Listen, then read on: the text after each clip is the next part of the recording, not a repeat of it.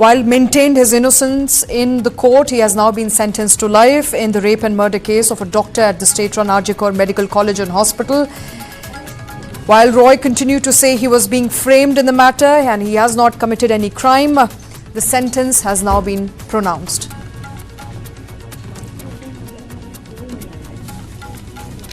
Now, right before the sentencing, Roy's lawyers argued against capital punishment and said that the prosecutor has to provide why Roy is not worthy of reformation.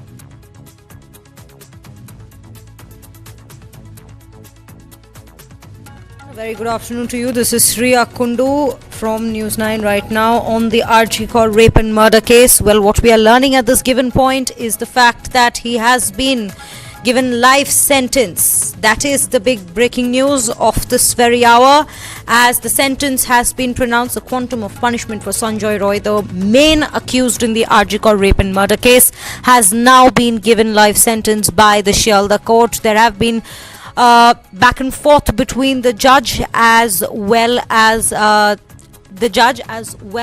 particular lawyers who were in fact representing the victim. They have all said at this given point that Sanjay Roy should have in fact gotten a chance to go through reformation. That is one of the key points that's been portrayed by them. On the side of the CBI, they have said this is the rarest of the rare cases, which is why they were rather demanding for capital punishment.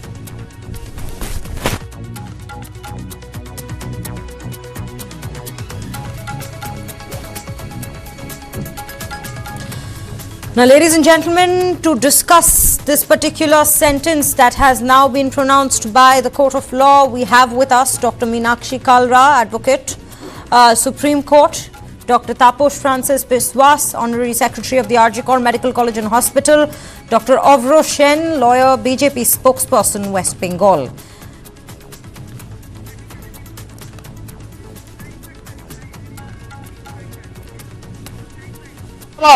সর্বোচ্চ সাজা তাকে দেওয়া হয়েছে, যেটা হচ্ছে আমৃত্যু কারাবাস। আপনার তাকে রেপের জন্য তাকে সাজা হয়েছে যাবজ্জীবন, এবং তাকে খুনের জন্য তার সাজা হয়েছে যাবজ্জীবন।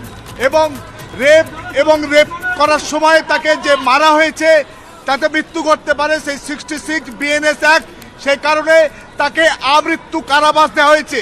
এবং আদালত এও জানিয়েছেন যে সিবিআই এর আইনজীবী এবং ভিকটিমের বাবা মায়ের পক্ষ থেকে আইনজীবীরা দাবি করেছিল তার মৃত্যুদণ্ডের তারা দাবি করেছিল, সওয়াল করেছিল, কিন্তু আদালত বলছেন যে রেয়ারেস্ট বিষয় নয় এটা সেই কারণে আমি এই সঞ্জয় রায়কে এই কেসে কোনো রকম মৃত্যুদণ্ড না দিয়ে সর্বোচ্চ সাজা তাকে আমৃত্যু কারাবাস এবং তার সঙ্গে ফাইন, যে তিনটে ধারায় তাকে দোষী সাব্যস্ত করা হয়েছিল বিএনএস অ্যাক্ট, সেই বিএনএস অ্যাক্টের 64, 66 এবং 103-এর এক, এই তিনটে ধারায় তাকে 64 এবং 103-এর একে তাকে যাবজ্জীবন সাজার ঘোষণা করা হয়েছে। এবং যে 66 বিএনএস অ্যাক্টে সেখানে যে ধর্ষণ এবং ধর্ষণের সময়ের ফলে যে অত্যাচার যাতে মৃত্যু হতে পারে, সেই কারণে তার আমৃত্যু Sanjay Roy with life imprisonment at this given point. They have said that this is not the rarest of rare cases, which is why they are not going with the death penalty. Whatever evidence has come in and has been presented to the court at this given point, they have said that considering all those cases, BNS 64, 66, 103, Section 1 is what has been, what Sanjay Roy has been booked under. Those are the charges against him at this given point. And keeping those in mind, the court has given them the highest of punishment according to them. The highest quantum of punishment in this case according to them is life imprisonment and not capital punishment. 10 লক্ষ এবং 7 লক্ষ মোট 17 লক্ষ টাকা ক্ষতিপূরণ দেবে Sealdah 17 lakh rupees has to be given as a part of fine to the victim's family. Compensation of 17 lakh rupees.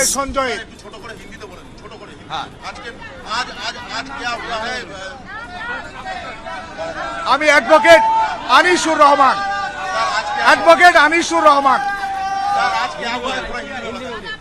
आज जो संजय का जो दोषी साब्यस्त किया था 18 जनवरी 2025 में, जो आज का सीबीआई का चार्जशीट और ट्रायल का बाद आज जो फांसी का जो सवाल उठा था, फांसी नहीं हुआ, उन लोग को आमृत्यु जो कारावास आमृत्यु जेल उनको हुआ और उसी का साथ साथ फाइन भी हुआ तीनों सेक्शन में।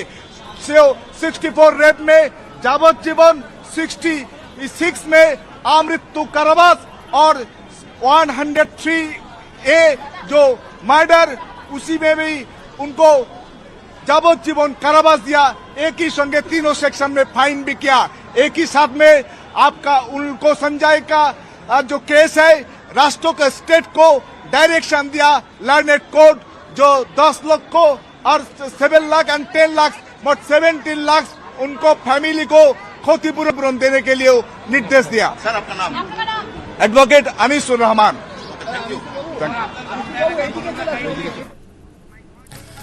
Well, with that, ladies and gentlemen, let's quickly cut across to the panel of guests who are joining us at this very afternoon. Dr. Meenakshi Kalra, Dr. Taposh Francis Peshwas and Dr. Avro Shen. I will come to you, Dr. Kalra, first. The judgment that's been given, life imprisonment, despite the CBI demanding for capital punishment, despite the Chief Minister herself coming out to say that capital punishment is what we seek. For Sanjay Roy, what is your remark on this very sentence that's been in fact given by the court of Shialda in Kolkata? See, as regards the punishment that is being delivered, it was a 106-page judgment which categorically framed and said that he is convicted for the 64, 66 and 103 of BNS Act. And as per that, section 64 of the BNS Act specifically certifies that the maximum punishment which can be given is life imprisonment. Whereas in section 66, the maximum punishment that could have been given was a death penalty, which is a capital punishment. However, under the 103 also, consolidatedly, the maximum that could have been given was a death penalty. But since the court has considered that it's not the rarest of the rare case, is the reason that the life imprisonment punishment has been given. Right. In fact, I would come to you, Dr. Sen, next with regards to what do you are a lawyer yourself, sir. Why would you say the court has said this is not the rarest of rare cases, a brutal case like this? See, I am personally stunned to know the court's judgment. I was expecting a death penalty. I am saying this categorically. I don't know what has happened. I don't know why this is not considered a rarest of rarest case, while the Supreme Court of India itself took a suo motu cognizance of the matter. Still, it's not a rarest of rarest case. I don't know. I don't know what to say. I'm short of words. I'm just too much emotionally embroiled right now after hearing this. And what I would say is that, see, the TMC government had let the people down. The TMC government took no stand or no action against the then CP of Kolkata Police, Vineet Goyal. He was transferred to the STF and he is having a good day today. The TMC government didn't take any action against Dr. Sandeep Ghosh. No disciplinary proceeding has started even to this date. The TMC government did not take any action against DC Central of Kolkata Police, who showed a picture of Dr. Obigde, a member of the threat syndicate, as a fingerprint expert of Kolkata Police. The TMC government also did not take any action whatsoever against any people involved with threat syndicate that was actually run by TMC. The TMC had wanted this to be a Kamduni case. They wanted to botch up the entire investigation, and that was primarily the cause that Kolkata police officers were used to eradicate the evidences. One SHO was arrested, he is out on bail, and a supplementary charge sheet would be filed by the CBI within some days, I believe. We cannot forget the fact that Kolkata police was hand in glove with the entire hushing up of the matter. We cannot undermine the fact that there was this case called Kamduni case where the council of the state was changed 14 times, and while the lower court gave death penalty to certain people who were convicted in that case, the higher courts acquitted them. That is the kind of investigation Kolkata police had done in that case, and Kolkata police was aiming to do the same in this case too. That is what I believe. I would like to bring forth one statistical data. In West Bengal, the percentage of charge sheet filed by West Bengal police is 84.7%. So it's quite high, you believe. But you just delve a bit deeper. In cases of rape, the conviction rate in West Bengal is 5.8%, while the national average is over 27%.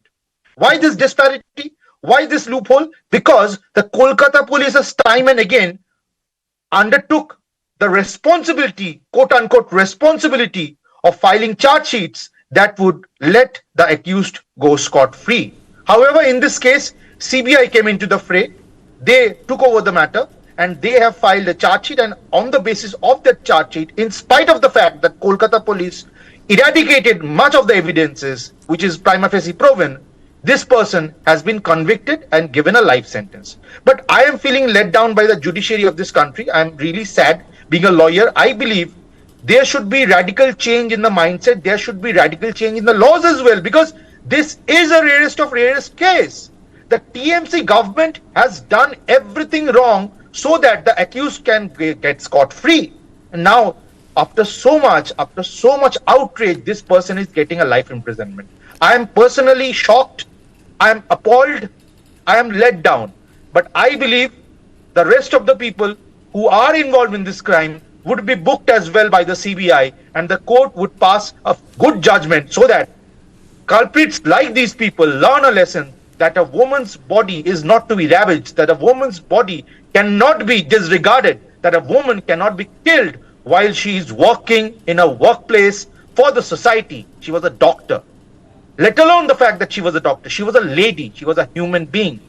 Absolutely, absolutely. Dr. Sen, very, very pertinent points that you've put forward. But right now, I will come back to the question, and this is the question of the hour at this given point, with the sentence hearing coming in, with the quantum of punishment having been declared in this particular brutal case, the Arjikor rape and murder case that we are speaking of. And with that, I would come to you, Dr. Bishwas, next. Why does Abhaya's convicted particular man, this Sanjay Roy, the convict in this very case, the person who's been declared guilty, why does he get life imprisonment? Why not death penalty? Why, despite all the evidence that's been put forward by the CBI, by all the investigative agencies that had initially, since the very first day, been investigating into this case, all of whatever has come to fore so far, why not death penalty? Why are we looking at just life imprisonment at this given point for Abhaya? Dr. Bishash, can you hear us? Dr. Bishash, we would request you to unmute yourself. We cannot hear you. Can you hear me now? Yes, we can hear you. Please continue. Okay. Yes. Thank you, Shreya, for asking me to chip in.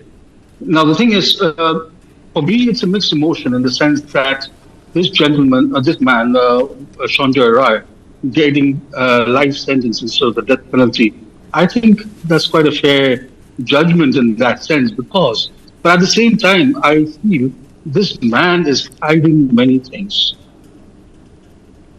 From day one, I mean, this has been a sham investigation altogether. This entire investigation by CBI is a sham. And, before they used to say CBI was a caged parrot, and they lived up to the expectations of being caged parrot. Basically, the powers that be who control CBI, they have told them very clearly what their task is and what they should be doing. So this investigation is totally a sham. Even the lady CBI officer, the head, she was not there, not even present in the case. And then the CBI wanted to charge sheet from the Ghosh as well as the ex-police the police OC of Tala Station, Ovijit Mondol. But the state government did not give permission. So this has been a total sham investigation. I mean, when you see from Central Forensic Science Laboratory, there are evidences coming that there were mixed DNAs in the samples that were taken, then why did the CBI not question them? Why did the CBI not question the doctors who had dinner with her on that night? Why did the CBI not question in depth and charge the people who were present in the crime scene that day? Why did the CBI not investigate about the removal of evidence, the destruction of evidence from the seminar room, and who did it? Everything that had to come into the gambit of the investigation. CBI did not do that. So I think this is a sham investigation altogether. Yes, I'm delighted that the culprit has been booked, but at the same time, I think there are other people also involved in it. I mean, can you imagine in a crime scene, everything was spick and span. Everything was absolutely normal. There was no sign of resistance whatsoever. I mean, did she voluntarily go to get raped and murdered? Did the victim voluntarily go to be raped and murdered? I mean, what is this? I mean, can one person rape and murder like that? It is impossible. I mean, this is a total sham of an investigation. And I feel the real culprits, maybe this person is a culprit. Well, as per the law, he's a culprit. But I think there were other people involved and they have not been booked. They have not been punished. It's a sham investigation altogether. From day one, can you imagine the Chief Minister of the state being on the phone to Sanjay Ghosh at 2 a.m. in the morning? And then, first of all, they were trying to show it to be a case of suicide. And the parents of the victim gets called that your daughter must have committed suicide. And then when they realized that there was a lot of pressure, there were a lot of outrage going on, then they made it a case of homicide, that's, by murder. And then thereafter what we saw, the Chief Minister tried to suppress everything. She went to the house of the victim's parents, of the victim, and then she tried to offer money to the police officers. What did we see? That the very day, the first day, I mean, they were in a hurry, they were in a rush to cremate the body. Why? What was the rush about? Was it not destruction of evidence? Couldn't they keep the body for further time in a cold storage or to preserve the body? Why did they rush to send the body? Why did the CBI not investigate all these angles? Dr. Biswas, these questions have been at the center of this very case since day one, and we've all been asking the same questions to the authorities, even to the state government for that matter. There's a very famous quote, Dr. Shen. I'll give you a chance to speak, Dr. Shen. I will come to you for sure. I'll take your response. Dr. Kalra, I would want to come to you next, and Dr. Biswas, I will let you complete your thought there as well. There is a quote, a very famous book which starts with the particular sentence, it's the best of times, it's the worst of times, and today we are standing in the worst of times. Because the question here is the precedence that this particular judgment, or rather the particular sentence, sets for all future upcoming such cases that we might see. The life sentence of the accused person, and we have pointed out the latches of the investigation that created a confusion in the mind of the learned court. That is the reflection of the judgment. By later of confusion, this judgment has come. Later the judgment will come, the copy of judgment, and the elaborate part of it will explain as soon as we get the copy. Thank you.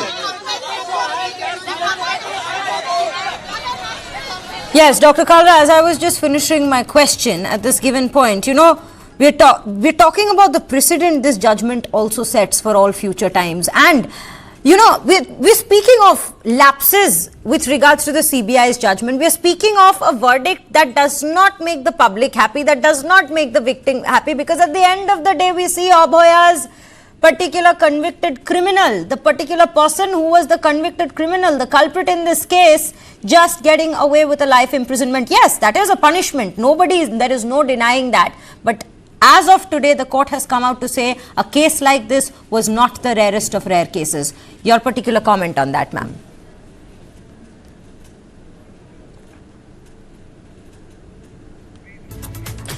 Well, Dr. Kalra, we'll come back to you. I think there is some technical issue there. But Dr. Kalra, can you hear me?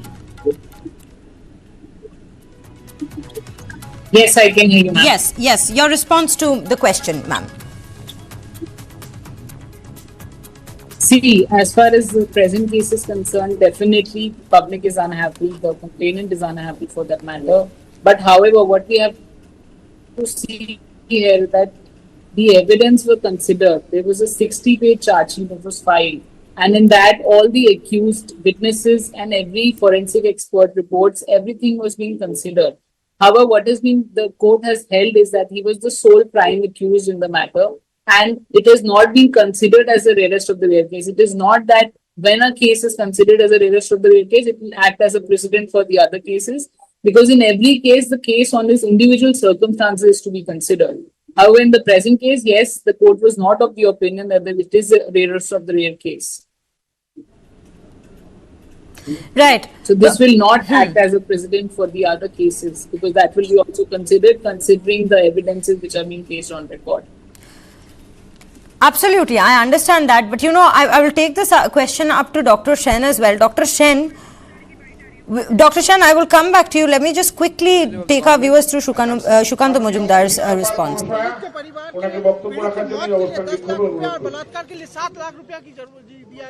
रुपया में क्या है, रुपया में कुछ नहीं है। वो परिवार रुपया चाहेगा ऐसा भी मुझे नहीं लगता, रुपया ऐसे करके भी नहीं है।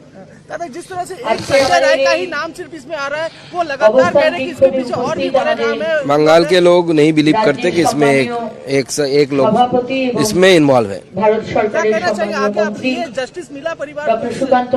कोर्ट के राय के खिलाफ हम कुछ नहीं बोल सकते। जस्टिस के लिए और भी मुझे लगता है और भी इन्वेस्टिगेशन होना चाहिए। स्पेशली कोर्ट को बोलना चाहिए था कि जो बात संजय कर रहा है, संजय जो बात कर रहा है, उन्होंने राजीव कुमार का नाम लिया, पुलिस का नाम लिया, उसका तहकीकात होना। Dr. Shan, I'll come to you with this particular question. As of today, if the people out there, they have expressed their dissatisfaction with the particular investigation that's taken place. Now they're dissatisfied with the verdict. When a crime takes place, these are the two authorities that they go to, the public goes to at the end of the door. There was some problem in the connection. Yes, no, you're audible. Your voice wasn't really audible. However, I'll repeat my question. I'll come to you. Yes, you're audible. You're audible, Dr. Sen. You can hear me, right?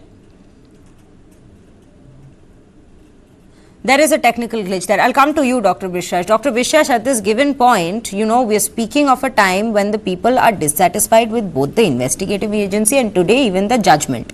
Of course, justice, as far as sentence is concerned, there is punishment that has been given, there is no doubt.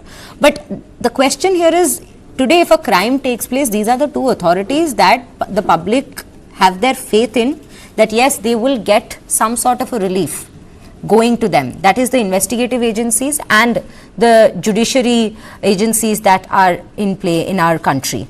But today the people of Bengal feel not dissatisfied. The medical community have expressed their grief with regards to how this entire situation has panned out since day one, as you yourself have mentioned, sir. So what do they do? Where do they go? Please unmute yourself, Dr. Bishash. Yes. You're right, Shreya. Absolutely right. I'm absolutely disgusted. We have lost faith both in the judiciary as well as in the police of West Bengal. In the sense that the doctors, the junior doctors, now I realize they've given a gift of a spine to the then police commissioner of Kolkata, the gift of a specimen of a spine. Because these people are absolutely spineless. They don't know to properly judge. And you know what, Shreya, this is a part of the game. It's a bigger political game that is taking place.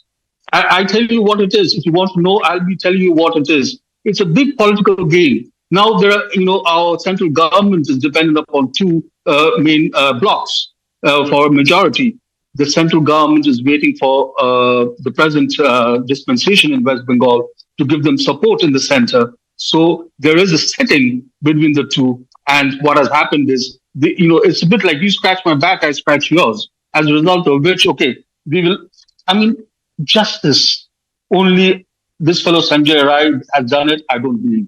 I believe there are more people involved in it. Sanjay Roy too has been involved in it. So I want the others to be found out. CBI has not done that as of yet. Every time they're saying, yes, the investigation is continuing. Yet the charge sheet has been filed only against one person. And this one person has been convicted, for life imprisonment. But the thing is, where are others? Where are others? So basically, this is, I have, and there's another feeling that I have. I'm getting a feeling that, they might have framed Sanjay Roy and they might have told him, look, I'm giving you this much of money, because he was, with the civic police, and civic police are basically, who are civic police? What is their work? This man used to go to RG Corps to look after the police officers who were admitted in the hospital, to ensure that they get bed and to ensure that, people are those police officers are looked after. And he was a political appointee in that sense, because civic police has, this civic policemen in West Bengal, they have been appointed recently after this Trinamool government has come to power. And if you go to the highways and roads and by roads and the lanes and by lanes, you will see these people are basically out there to collect money on behalf of the police officers from the trucks and all other people, Basically, they are collectors. They're collectors for these people. Now, what the civic police does is, now, Sanjay Roy was a civic police. And he even had a bike, which was, after the bike was registered in the name of the Commissioner of Police. He was given the bike by the police department. So this was Sanjay Roy. So as a murderer and rapist, because he was in the police force, I don't have any faith in the police. And moreover, the police tried to, totally divert the matter entirely from day one. The police knew very well who were the people who tried to remove the evidence from RG Corps, from the seminar room. The police knew very, very well. Nothing has happened to those people as of yet. They've all been let free. They damaged crores of worth of instruments. They've damaged crores of worth of medicine. They've damaged the seminar room. Nothing has been done. Nothing has been done. So I don't have any faith in the police system of West Bengal. It's rather unfortunate time. Absolutely. Rather unfortunate time. Dr. Sen, we have you back with us. I hope the technical glitch has in fact been sorted out. Dr. Sen, can you hear us? Yes. Yes, Dr. Sen, you wanted to make some comments. You wanted to come into the conversation as well. Yes, please go ahead. To make some points. Yes. I was listening to the version of Dr. Biswas. I have categorical questions for Dr. Biswas. Since you are the Honorary Secretary of RG Corps Hospital itself, my question is, you must have known yourself that this person, Sanjay Roy, who is a civic volunteer, had unhindered access to RG Corps. He went there, he took care of certain business in RG Corps, and he was not authorized to do so. As the Honorary Secretary, did you take any step whatsoever before this incident or after this incident? What has been your role in preserving the body of the victim, in taking a categorical stand when the place just opposite to the seminar room was broken down, and also when the other people, those so-called 7,000 people, came in and barged into RG Corps and broke down the premises? What had been your role? Sir, you can be an anarchist. I'm not talking about you specifically. A person can be an anarchist. A person can question CBI. But my question lies, where does such person's credibility stand? Because that person did not care to go to the Supreme Court and file an affidavit or file a petition or application and say that the CBI investigation is not up to the mark. Considering the fact that the Honorable Supreme Court never showed an iota of doubt about the credibility and propriety of CBI investigation. So anarchists would say a lot of things today. But the matter of fact is, after the high level of tampering of evidence by the Kolkata police, it was CBI who collected all the evidences left and made out this case with a long and substantial charge sheet that has led to this conviction.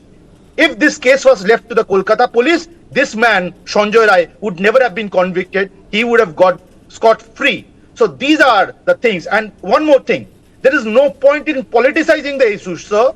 Rather, we should stick to the points, and you being the honorary secretary have failed in your personal responsibilities as well. And you have not taken up any of these issues before. Now when the judgment is coming, now you're crying foul, now you're talking about political setting and etc., all those things, which are meaningless to say the least. Please don't do this. Rather, you as the honorary secretary should stick to your responsibilities, and you as a senior person should not engage in conjectures or anarchist statements which put to question the executive and the judiciary of our land.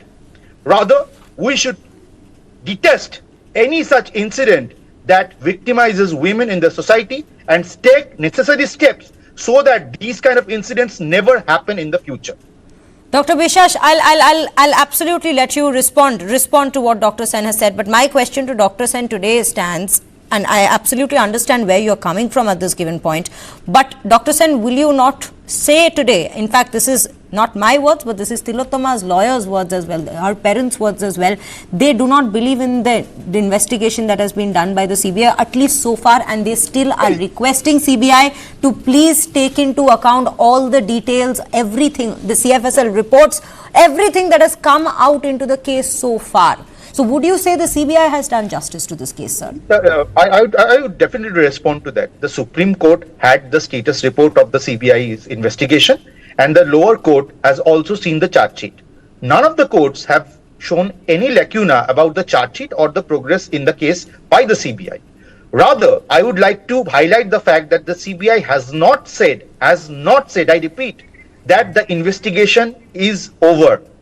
They will file supplementary charge sheets. They have said that categorically. So there is no question of conjecture. I can understand the emotional state of the victim's parents. So I totally